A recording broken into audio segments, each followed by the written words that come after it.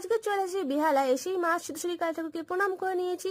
আর আমি বেহালায় আসলেই আগে মা সিদ্ধেশ্বরী কালী ঠাকুরকে প্রণাম করে তোর বাকি কাজ করি। আর ষষ্ঠ পুজো তো বেশি দেরি নয়, তাই ষষ্ঠ ঠাকুর কিরকম এসছে বেহালা সে দেখতেও চলে এলাম। দেখো কি সুন্দর সুন্দর ঠাকুর, আর প্রত্যেকটা দোকানে ঠাকুর সমস্ত আলাদা, কোনো ঠাকুরের কোনো মিল পাবে না তোমরা। আর এখানে এই সাবেকিয়ানা মা ষষ্ঠ ঠাকুরকে দেখো কত সুন্দর লাগছে। তোমরা এই সুন্দর সুন্দর ঠাকুরগুলোকে দেখো। আমি ইন্ট্রো দিয়ে নিই। Hello guys, welcome to channel Bongkanchi. আমার এই ভিডিওটা ভালো লাগলে একটা সাবস্ক্রাইব, একটা লাইক করে দাও প্লিজ।